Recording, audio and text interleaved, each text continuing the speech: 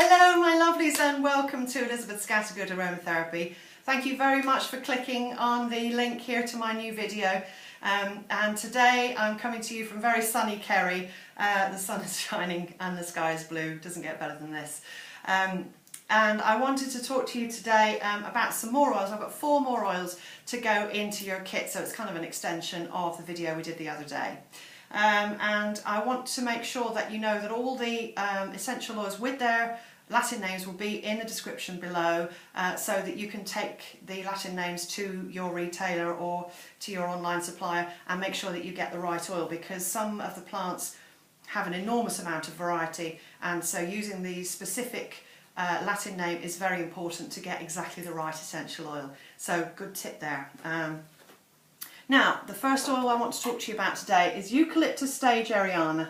It's a beautiful, beautiful oil. It smells a bit like lemon sherbets to me. And the reason why I particularly hold this oil in esteem is because years ago Penny Price was telling me about how she uses it during the seasonal affective disorder season, winter, late autumn, winter and early spring, just to put it into a burner just to lift the mood and to calm the nerves associated with sort of stress, anxiety to do with seasonal affective disorder, and I have used it ever since then for helping me to deal with my episodes of chronic depression that I've suffered with for over 30 years.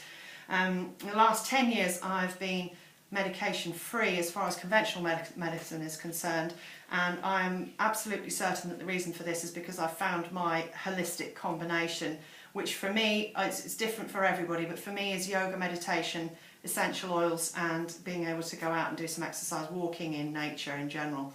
Because there's no better place to do it than here, especially on a day like today. It's just stunning here today. So Eucalyptus stageriana, wonderful for depression, anxiety and just for generally calming. Great for lowering blood pressure, it's anti-infectious, an immunostimulant, antiseptic, antiviral, antispasmodic, and it's wonderfully calming to the muscular system as well. Good for herpes, verruca, and like we said, very good for hypertensive people. So if you're suffering from high blood pressure, Eucalyptus stageriana is a very handy oil to have around. The next oil I want to talk to you about is a superb anti-inflammatory and very good for coughs, colds, things like that. So I thought it might be a really good idea to talk about this time of year, because there's a lot of people with coughs, colds, stomach flu, things like that going around at the moment. So here we are, it's the beautiful Zingiber Officinale. It's ginger, absolutely love it. Don't often get to see it with the leaves on, do you? So we normally see just the root for when we're using it for cooking. It's the most incredible anti-inflammatory. So of course most diseases do tend to have something that's inflamed, and especially the digestive system or the respiratory system, and especially this time of year.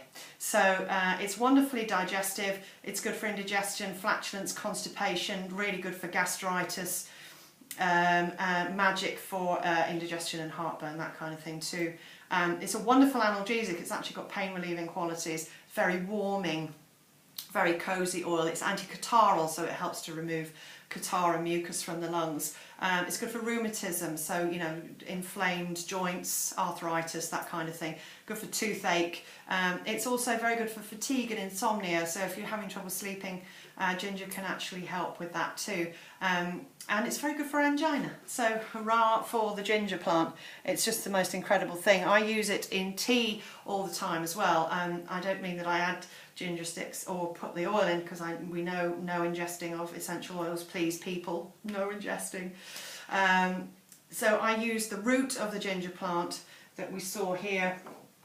I use this part of the ginger plant here, chop it up and stick it into a teapot and then cover with boiling water, let it steep for a while and then drink that. If you want an added anti-inflammatory boost to that tea, you can put fresh turmeric, and turmeric just looks like ginger, but it's a little bit smaller and thinner, and it's bright orange inside, just like the spices as well.